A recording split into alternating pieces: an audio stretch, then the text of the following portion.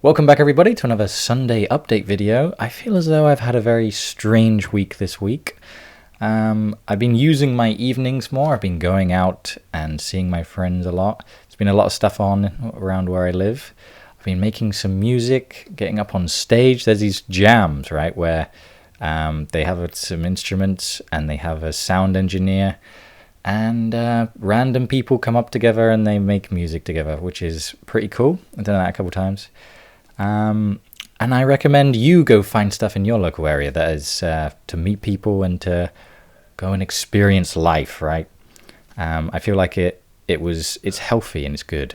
But I've been using my evenings, and beforehand, if I wasn't to go out, I would probably let my work bleed into the evening, which often means that I maybe don't get as good enough sleep, or I feel as though my productivity is waning.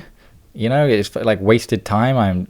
I'm dragging it out unnecessarily, when if I was to wake up with a fresh mind, it would actually probably get more done, right? In the morning or the next day. But yeah, alongside going up on stage and making music in groups, I've been writing songs. When I first went to uni, I remember I brought my guitar and my little tiny piano thingy, and I said to myself I would write an album, and I never did. I joined a songwriting society, and I think I wrote one or two songs that were okay-ish, but that was a long time ago. I feel like that was maybe 7 years ago now, 8 years ago when I started uni. So I've lived a life since then, and now I feel as though I actually have stuff to sing about or to talk about. So I feel as though I'm now writing songs. I've got 8 songs I've written, and maybe I should make them in Game Boy chiptune. My video I put out this week was how to remake famous songs in the Game Boy music tracker. And so maybe I should make my songs in the Game Boy music tracker, just to, blend my two passions in a way of making music for myself and making games for you guys. If I kind of mix them up, it might be interesting, might be fun. Other things I've been doing, the card game that I've been talking about for ages. I finally got Adobe. So I have Photoshop, Illustrator, InDesign, all that lot. And I managed to find it cheaper than going through Adobe themselves. And it turns out there are actually ways that it seems legitimate to get these, basically a year key, right, for Adobe. Because it's going through a company, which is like being your... If you were to have a job and you were to be a graphic designer working for a company, you could sign into Adobe as a personal account and link it to the business account. And this is basically what's happening to me now with this other thing. It seems a bit sketchy, the idea that we're going under Adobe. However, Adobe is so expensive and I'm still paying for it. So it's just nice to not have to pay the 600 quid or whatever the crazy price is for the year. And just know I'm saving money. That's nice. And also have access to these programs that I had when I was in university and in college that I'm actually quite proficient in. So yeah, I'm hopefully I've started looking at the design of the cards. I wanted now them to be square cards. However, it's really hard to format all of the information needed onto these square cards. So we'll see how that goes. And take it racing free. I sat down and with my sketchbook, I drew visually what I wanted the player to see while they're playing the game. And I will make a video on this once I have something of substance to show you that works. Because I feel as though, although you guys all said, and I know as well, that Take It Racing Free needs a tutorial, I feel as though the game needs to be better first. Like it needs more, it needs to have more control. The player needs to be able to know when things shouldn't be happening or should be happening, right? For example, why would the player ever need to slow down if they can't crash, for example, and there isn't currently crashing in the game.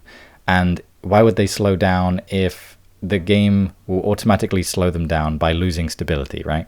And so there's these systems that I need to put in place first. And one system that I realized is incredibly important in NASCAR racing, that's basically the kind of vibe I'm going for, is lanes. The idea that you can be behind a car or you can be next to a car, and maybe they can be free alongside each other, right?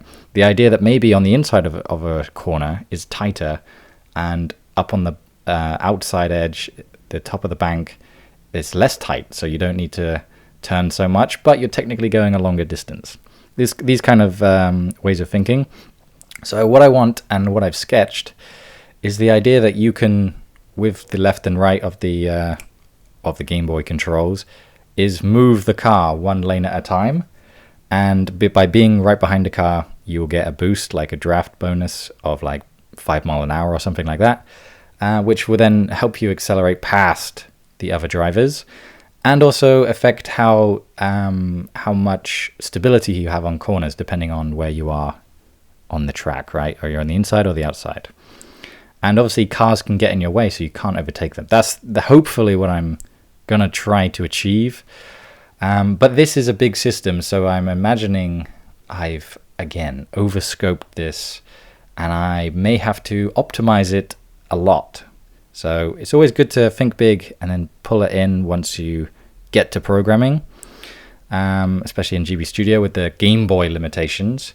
But I think as well, I've managed to get all of the information onto one screen. I've managed to condense and simplify it, which was a huge issue with the first version, the current version that's able to be played on itch.io right now. And I think by instead of having a list of numbers on the screen with an icon that's quite tiny and small, you would instead be able to use the driver's eyes as a visual reference as to what the driver is thinking and how you should react. For example, if they look terrified, then maybe you need to slow down, or if they look focused and positive, then you know you can accelerate, that kind of thing. And maybe if they're worried, then you can predict that something else is happening, right? But the idea that there would be maybe you could plot their emotions on a graph, and you could be told as the player or learn that when they look a certain way, you need to react a certain way. So at the top of the screen would be the eyes. The bottom of the screen would have the lanes and like where you are on the track. And in the middle of the screen, instead of the power bar, which is very abstract, I want there to be foot pedals. So you can see by pressing up and down the player putting their foot on the accelerator. If you then press down on the Game Boy, then your speed and power will decrease and it will come up. And then eventually, if it's come up enough, it will then go onto the brake, and then you'll go down on the brake. So the power bar will be less abstract and actual visual, with the idea of accelerating and braking. That's what I'm hoping. That's what I'm very much hoping. But I feel like this is the fun kind of stuff when we're designing games. That like this is the meaty part that we want to be in, right? So I hope you are in the meat of your game right now, because once you get past this, it's a lot of repetition, bug fixing, content, like making the same stuff over and over again, replaying your game 100 times to make sure that it's how you want it to be. Because if you don't get this bit right, the meat of it, then moving forward, they'll always feel like there's something lacking, and you'll have to go back and start again, or you'll just put out a mediocre game. That's what tends to happen, or that's my opinion of what tends to happen. So make sure you get the meat of your game. You really solidify those strong feelings that the player wants to feel, and delivering the information to them in a satisfying way. And I'm hoping that by having it on one screen, like I'm saying, it will be satisfying. It won't be so annoying switching from scene to scene to get the correct information to know what is happening. And we'll see if it's possible. I feel as though I'm pushing the limits. However, we love to push limits because that's when you find new things, right? And I hope you're finding new things in your game. So thank you very much for watching, and I'll put my patrons up on screen right now, and I'll see you next week for a video. Who knows what it will be quite yet. I need to start planning right now once I've finished recording, and I'll see you this time next week as well. Bye bye. Thank you for watching.